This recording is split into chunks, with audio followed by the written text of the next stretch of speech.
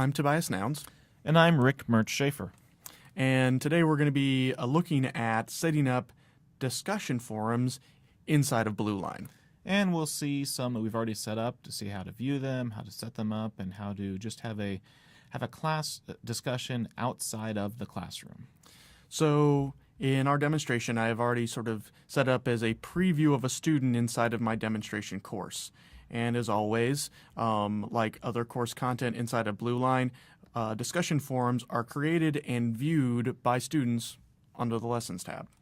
And as you see, we've created a discussion called Discussion 1, What's the Best Place for Pizza in the Omaha Vicinity? And when we click on that, again, we're a student right now in this class, we see other posts from other students that have already been made. So it's an active discussion forum already taking place right now. Now, for students, this is the view they get. This is a view you'd get. And the top part here we see is directions. And in the settings, you can add directions that might pertain to what they need to do for their grade, what they may need to do as far as the topic or specific issues. This view can be collapsed. Next to directions is a little minus sign. You just click that and it collapses it. If you want to view it again, you open it back up. So it kind of provides a little more room when you have additional posts that kind of run down here. Similarly, if we actually look where the post titles are listed, we'll see there are 5 posts there. There are plus signs next to some of those as well. Like with the directions, when you click the plus, it'll expand, and in this case, show replies to those posts. I'll also point out, if you look at the far right of the screen, there's actually a column that tells you if there are replies to specific posts and how many there are. So to actually read a post, what you would do, and I'll take the top one here, is you click on the title. And it jumps you to the view of what was actually written that the student wrote for the post. Now, one thing that is, I won't say peculiar, but different about discussion forums, lots of people when they navigate, when they get to this view, if they want to go back to what they were just seeing, they would click the back button on the browser. If you do this in discussion forums, go ahead and do that, Tobias, and let's show them what happens. All right. It takes you all the way out of the discussion forum. That's annoying. Yeah, it is kind of annoying, but it has to do with the technology that's used within this type of web application in here. If we go back into discussion forum 1 and click back on that same post to get to where we were, instead, when you want to go back to that initial screen with all the posts, click the Return to List button, which will take you back to that previous listing screen. So you stay within the navigational tools inside of the discussion forum. Another thing to point out is I clicked on the first post here. I like Little Caesars. And notice that it's no longer bold. Like a standard mail client would show you what you've read by making things a standard font, and what you need to read is a bold font. So too does the discussion forums inside of BlueLine sort of give you an indication of what you've read and what you haven't read. So let's take the second post here. Zio's is my favorite too. We'll click on that. We see the standard view here. Now, if I wanted to, for example, reply, I'm going to collapse the directions, get a little more room. And we can see barely at the bottom, all the way down here at the bottom of the screen, we have a little reply. So a student, if they want to reply to another student's post, would click the reply button at the bottom, and they would get a standard view for authoring a reply. Now, while Tobias is typing here, I'll point out this is a very, it takes a lot of screen room for doing some of the things on here. And if you look at the right side of the screen, there is a scroll bar. And depending on how big your screen is that you're using on your laptop, you may even have a secondary scroll bar on the inside there. So if you can't find the tools, look for those scroll bars.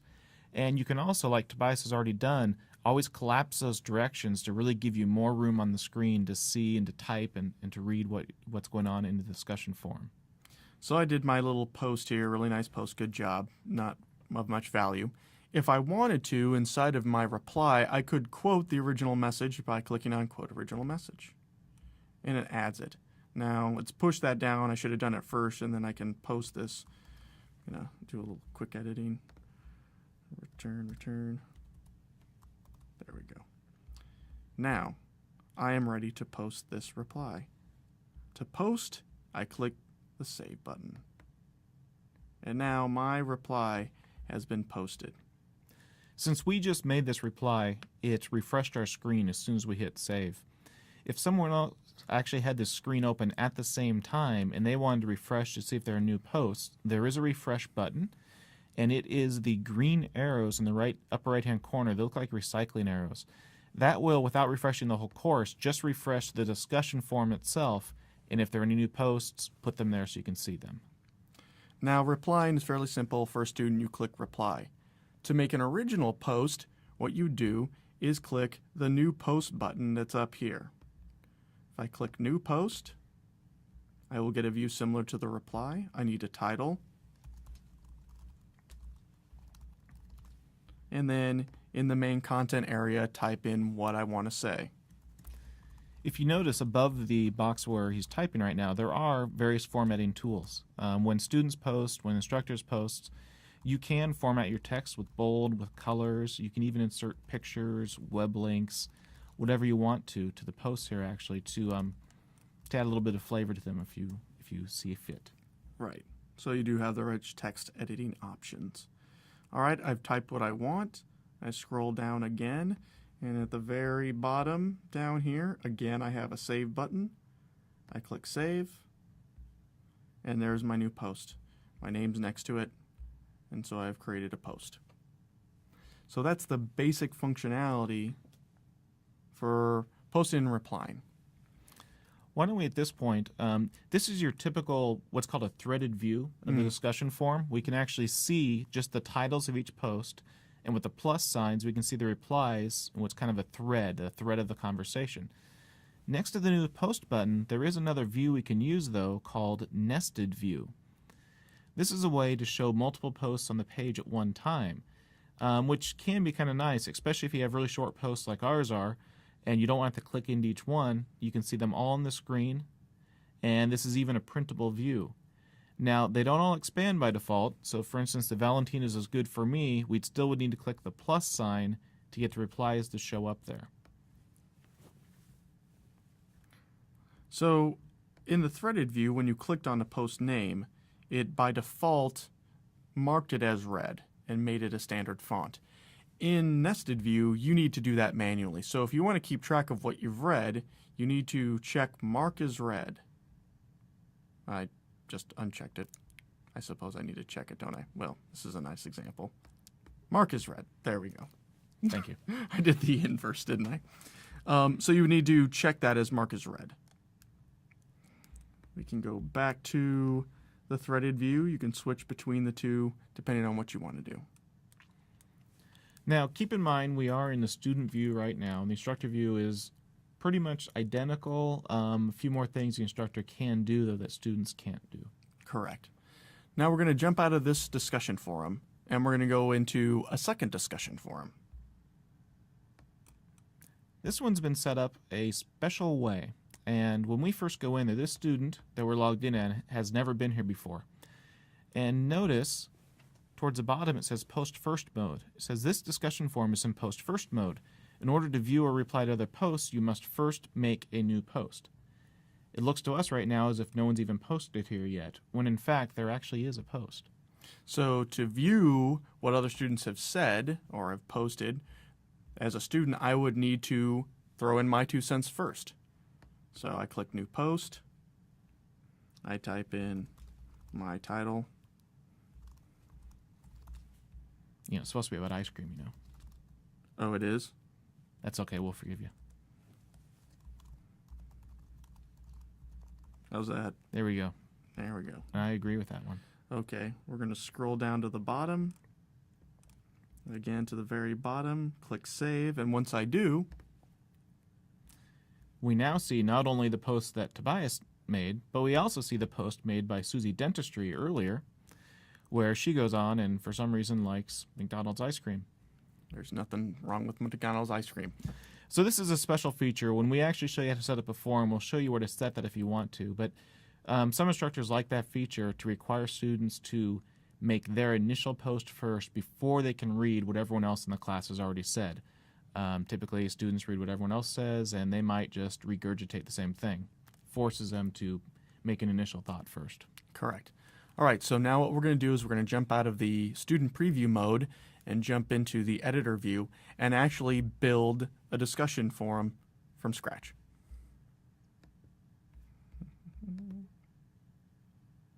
All right, now I'm back into my editor view. I will go under the Lessons tab again and click the Add Content link. Over here on the right side is my option to create a discussion forum. Like with about any piece of content under the Lessons tab, you have to give it a title. And to be honest, to create a basic discussion, that's the only required component. We could give it a title, we could save it, and it's a working discussion forum. However, there's at least one or two other things that we would recommend. As always, subtitles are optional, but personally I like the idea of putting due dates in those or things like that, but they can be anything you want. But the other piece of component that I really would strongly suggest is directions. You can tell them in class what the discussion is supposed to be, fine, but if you don't have it written there in front of them when they're discussing, it still can be quite difficult. So this is a good place to define what the topic is they're discussing, put any ground rules. Are they expected to have 2 original posts and 5 replies? What are the expectations and when is it due? All of that can be added here, as well as links to websites, pictures, anything you want to do with that rich text editor. There we go. We'll make it orange. And we'll make it really large. So then it's going to be our Halloween post with our special Halloween effects. Okay. At this point in time, if you click the Save button down on the bottom, you would have a discussion forum that operates and functions just like the first discussion forum we showed you at the beginning of this podcast. However, there are numerous options that are available to you. Again, everything that we show you from here on out is optional. So, under the Access tab, just like every other piece of content, you have some options here. You can turn on user tracking if you want to track your students that you can generate reports on. So I'll do that. Additionally, if you aren't ready to show this forum yet, that you're building things out in the future, because you can have more than one discussion forum. You could have a discussion forum by assignment or by topic. You can hide this discussion forum from your students by simply clicking the checkbox under View Restrictions. This disables your students from actually viewing this piece of content. Alternatively, and some of you may know this already, you can also have the hidden aspect of it be automated somewhat by clicking the Advanced Radio button and then specifying a start date and an end date. Now that the Do Not Allow Users to View This Item, that checkbox, overrides these dates. So if you're going to use the dates for start date and end date, you'll want to uncheck the other box. But it does give you a little more granular control over when exactly is this discussion forum visible. And Tobias is going to set in a start date and time, and he could also set an end date if he wants to. Now notice that I have to check the checkbox next to the date to activate this. If you simply set a date and walk away, it does not activate this start date and end date. The checkboxes need to be checked. Let's turn them off for now, though, so we don't accidentally lock ourselves out during the demo here. Sounds good. And we'll go back to normal view as well. Okay. So we're going to leave this open, and then we're going to move to post permissions. Now, post permissions are a little more advanced that a lot of times you'll never mess with. But let me give you an example, one case where I do find it very useful. Let's say you want to have a discussion forum last for a week. After that week is done, you want it to quit. You want discussion to stop. You don't want people to be able to post or make replies, but you still want them to be able to read it. Instead of using the Access tab and turning off their ability, you can come to post permissions at the end of the week, turn off the ability to reply and the ability to make a new post, but leave on the ability to read the posts. At this point, then, it's a read-only discussion forum. No new activity can take place. Notice there are also, we did that for the default settings, there are also 2 teams. You can set these settings independently for each team.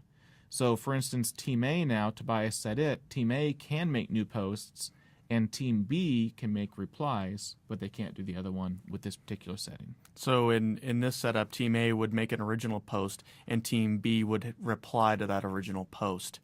We're going to set it back to default just for convenience sake. Now we're into interaction, and this is where a lot of options reside. The first option is a pull down to determine what type of mode that this discussion forum takes. The first discussion forum we looked at was in what's referred to as a normal discussion mode. It functions just like a regular discussion board. Everybody that's enrolled in the class can come to the discussion forum, make an original post, or make a reply, and can read everybody else's posts and replies. There are several different options.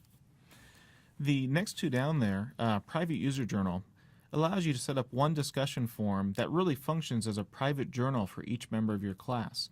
When a student comes there and makes a post, only that student and instructors can read that post.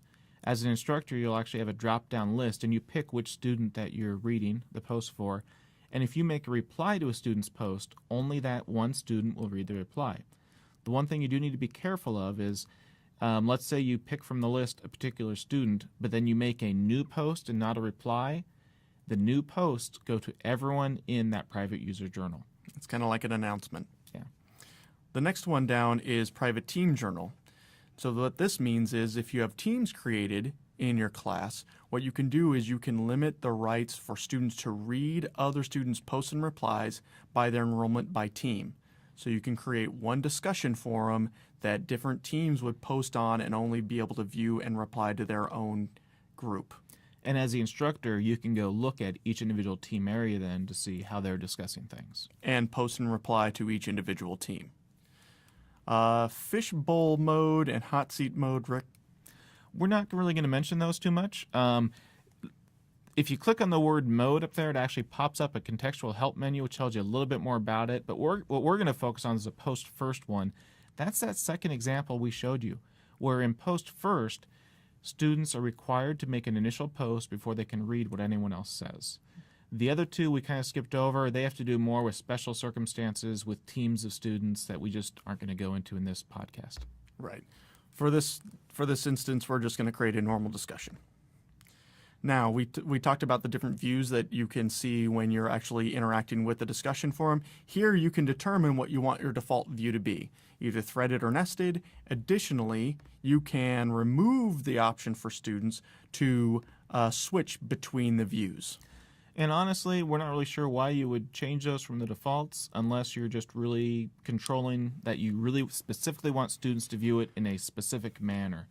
Otherwise, probably just leave it by default so users can pick themselves on how to actually view and read the posts. Exactly. Maximum instructor rating, you can rate individual posts from students. Here you can set what the maximum value would be. Do you want me to put in a value? Yeah, let's put 5 in there. And this is something that if you think you're going to maybe rate the posts, it's good to have a score in here before the discussion begins. If you start with this blank, and then after students have made posts, you come back and add a value in, it usually only affects posts from then on out. So if you think at all you're going to want to rate student posts, which we'll show you a little bit later, put a value in here, and we'll show you later where that comes into play. Okay. The next one down is allow attachments. If you want your students to upload documents to the discussion forum that other students can view, you can, that by default is allowed. You can uncheck that and remove that functionality. The next one down is anonymous posts. And here, by default, it's set to disable anonymous posts. In other words, when a student makes a post, their name and net ID is attached to that post. There are two other options. The first one is enable anonymous posts so that a student has the option to make their post anonymous. And the next one down is to make all posts anonymous. When would you want to use this? If you want to have a frank discussion about some top hot button issue or what have you, this might be an option so students don't have to worry about potential reparations or what have you. I don't know. It's an option. You don't have to use it. New topic posts. By default, this is set to students, and that means that when a student goes in there, they can both reply to posts and they can click that new post button to make new posts as well. One case where we've seen this used is if you set it to course editor, then you as the instructor make the initial new post and students can only reply to that. That can work well if you're going to have a discussion forum, say for the whole semester, use one forum, and you want the instructor to introduce a new topic each week. It compartmentalizes then all the replies to that specific post that was made by the instructor. It kind of functions also kind of like a blog. If you use a blog and you make an original post and you want your students to reply to that original post, it functions similar to that. Typically, though, I think my personal opinion is leaving that on student. I think is a good I think bet. so too. Student edit post. In other words, if you have this checked, you're allowing students to go in and edit the post that they've already made. And the caveat on that is editing also lets them delete a post. However, we have found that if a student makes a post, once someone else has replied to it, they no longer have the ability to delete it. So, it's up to you if you leave that on there or not. By default, students do have the ability to edit their posts. Right. The next one down is display user profiles. This really doesn't matter because the way we have the system structured, students cannot see other students' profiles for privacy. The next one down is the peer rating. And again, we'll get into that when we return to the discussion forum. But inside of the new discussion forums, you have the ability to allow students to rate other students' posts by giving it 1 to 5 stars. You can turn that off if that has of no interest to you whatsoever. And the other ones are simply 5 more fields that show up on the listing there, kind of like in your email when you have the subject, the date, and things like that. You can choose to not have them displayed if you want to. We won't go over the details, though. Okay. We're going to skip over automate, and we're going to skip over metadata, and we're going to jump over to assignment. All content that's created under the Lessons tab can be linked to your gradebook. Now, it doesn't mean that all of it should be, but since the discussion forum is potentially a gradable item, you can create a connection in the gradebook. To do that, go under Gradebook Settings, Assignment. Here's the pull down. Now, you can see I have 2 categories created. I have a category called Exams, and there's one assignment in it called Exam 1, and there's another category called Quizzes, and there's a discussion forum in there already. And those are actually in the gradebook right now. What you're seeing is being pulled from the gradebook information. If I want to add this new discussion board to the gradebook, I select New Assignment, and now I have a view where I can select the category. And for this one, do you want to just leave it in Quizzes? We could click Other and create a new category right here if we wanted to, but for simplicity, we'll leave it on Quizzes. Exactly. We determine the points possible. And this is points possible for the whole discussion forum, not for individual posts. Right. Yeah, so if you rate individual posts, that will show in the sort of the grade view, but this is the points possible for the entire length of the discussion forum. Do you want to just leave it at 100? Well, yeah. The calculation type, this confuses some people, and to be fair, rightly so. Calculation type basically means how are you going to get the grades from the forum into the gradebook. The bottom option is manual. Basically, that means that you will manually go into the gradebook and type in the grades for this discussion forum. The other options mean that a grade of some sort is going to be pulled from this discussion forum and deposited into the gradebook. And for this discussion forum, in honesty for the forum, all 4 of those options will work the same way because there's only going to be 1 grade given to the student for the forum itself. Where those 4 differences really come into play is for something like with an online test where maybe you allow a student to take it 3 times. Then those 4 options might have different impacts based on the different scores and the different times the students take it. For discussion forums, all 4 of those work the same. We'd recommend just leaving it on first submission. Display format, this is how will the grade be displayed in the gradebook. We recommend course default because if you change different displays of different assignments and then you change your mind, you have to go back into each assignment and change that display option. Now, one other feature that's new here with discussion forums is the ability to use scoring rubrics. And just really basically what those are is it allows you to set kind of a prefangled way of how are things graded. In other words, let's say that you're going to grade purely on if students make 1 post and 3 replies, they get 100%. You can do that with these rubrics. We're not going to set one up for you right here, but we will show you on another screen how they actually show up if students, if you've enabled them in your course. Correct. Okay, at this point we've set all the options that we want, and we can click Save, and we have a new discussion forum created. There it is, discussion 3, new assignment.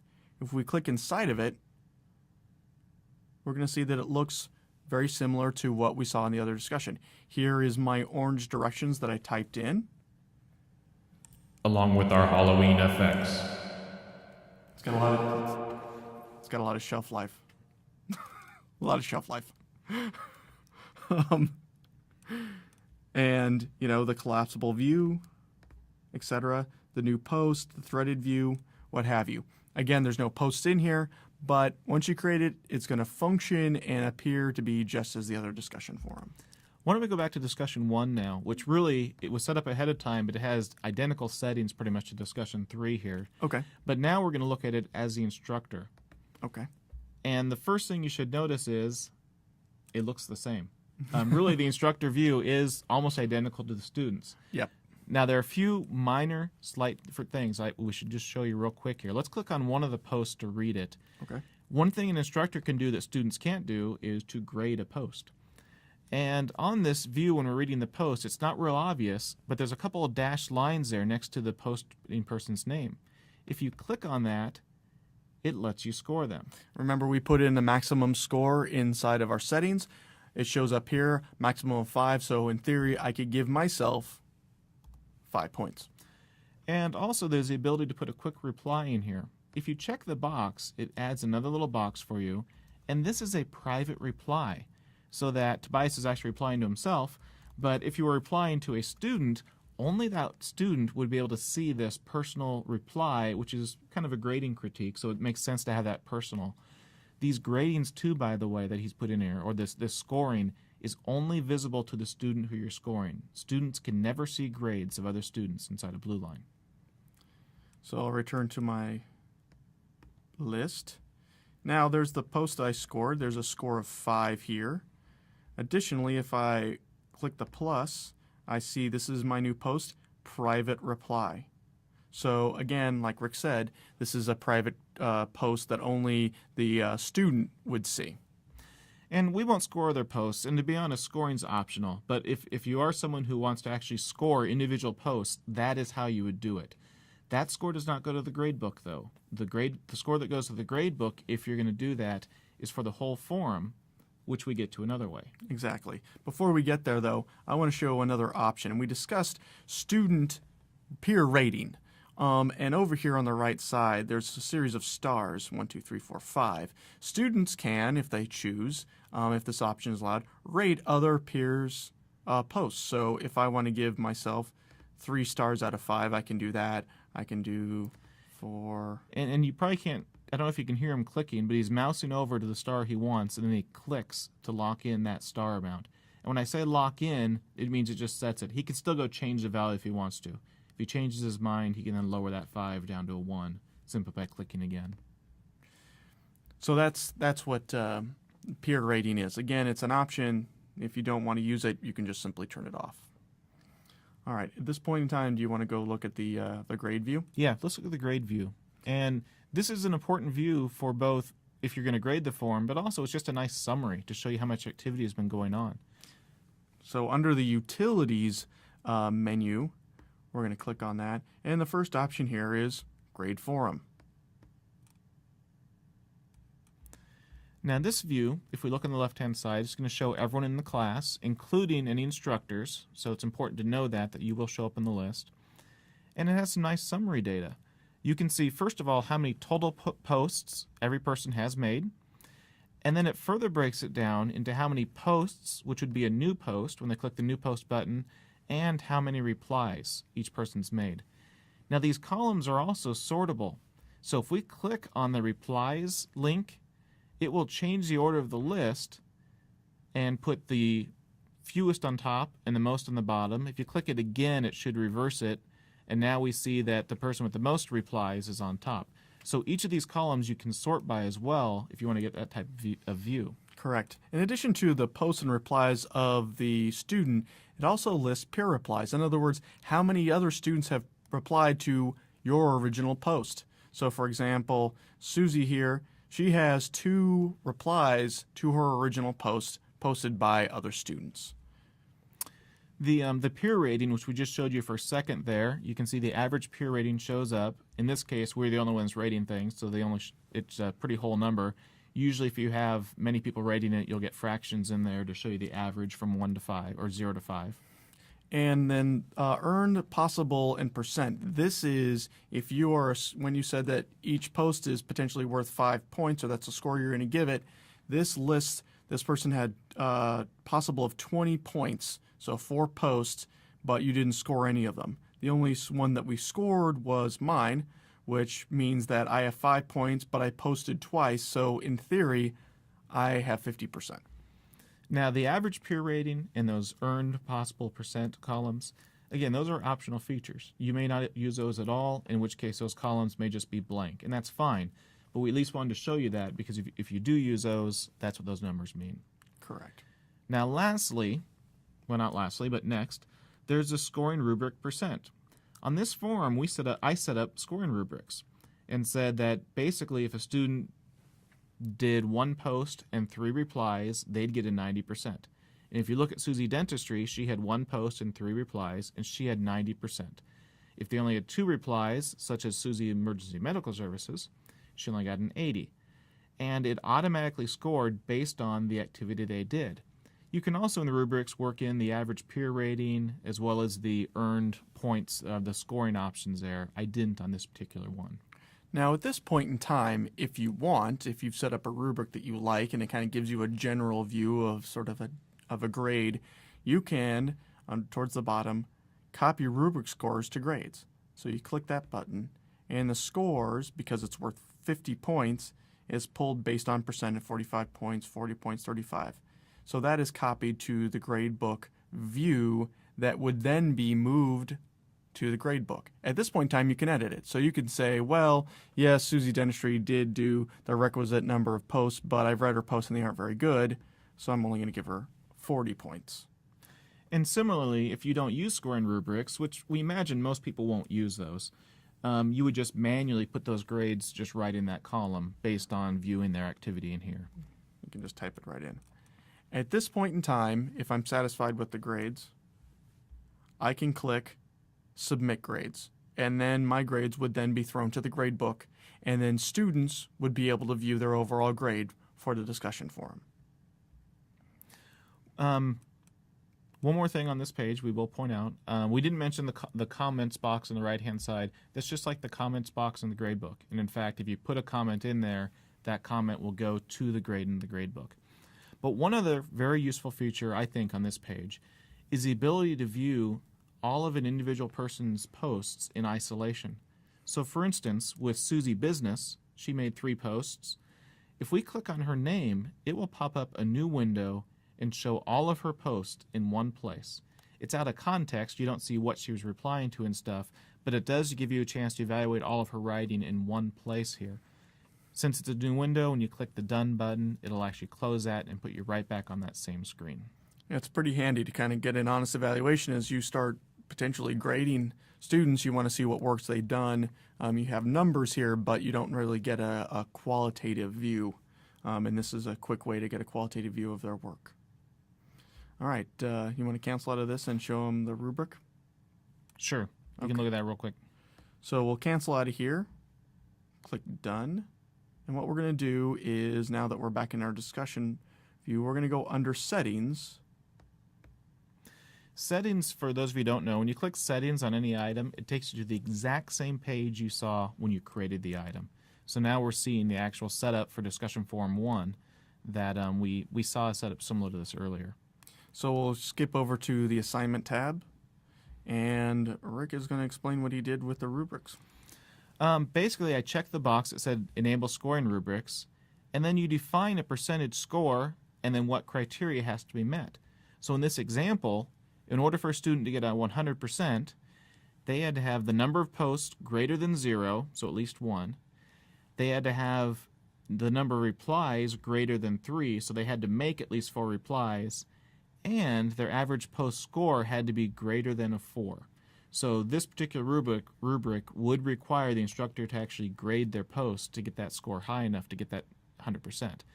For the other levels, I made them a little bit simpler. For 90%, just they had to have at least 1 post and at least 3 replies. And I just worked my way down. 80%, same number, 1 post at least, and at least 2 replies, or greater than 1, I should say. 70, and then 60 as well. For 60%, it's saying the number of posts greater than 0, that means they would have had to have done something. And at least post something. Yeah, if they do nothing, they wouldn't get a 60. They'd get no score. But if they did at least one post, which would be greater than 0, they would get 60%. And this is a nice sort of temperature check to see sort of by numbers, if you want, how they did. And I guess I didn't point out, there's an add new score link there that you can add. When you want to add a new score, it simply adds another level for you to specify the score percent. And then it lists one criteria to start with, and you can click the add criteria link as many times as you want to add different types of criteria for that item. So I'm going to say number of posts greater than 5, number of replies, but I have other options. I can do replies to my posts. You can evaluate based on reply. Then their average peer rating or average post score has to be greater than 10, which is an impossibility. Yeah. In this case, it is. All right. And let's just cancel that since we didn't really want to make that change. Correct. All right, Rick, is there anything else that we need to show? You know, I think we've given a nice brief overview here, showing you some of the extra features you may or may not use. I think one thing that I'd like to just point out, though, is while we did show you a lot of the features here, for your basic discussion forum, all you really need to have is the title and the instructions. And you can have your basic online forum and just leave the other stuff, just let it fly, and have your class discussion. Yeah, the only thing you really have to do is title it. And then, you definitely want to provide directions for your students. And then you're ready to go. Everything else there is really optional. The interest for scoring or for peer rating or what have you, all those are optional. So if you just want to get a discussion forum up and running in a pinch, basically 3 steps and you're good to go. So what if we need help, Tobias? What do we do for help? Well, the best way to get a hold of us is to email us at AET, that's Academic and E-Learning Technologies, AET, at creighton.edu. And we have about 4 or 5 of us get that email address. So that's a good way to email us, and one of us can get back in touch with you then. And if you do email us, try to be somewhat specific on what your question is. We like to, at least I personally like to research a problem before I call you back. So if you can actually tell us what course you're in. Or email you back. Or whatever the case may be. But actually tell us the course, tell us the thing you're working on so we can actually take a look and hopefully have an answer when we contact you versus troubleshooting over the phone. Definitely. All right. And we're going to try and do a few more of these recordings. So if you find this useful, you can also let us know about that as well. Thanks a lot. Thanks for listening.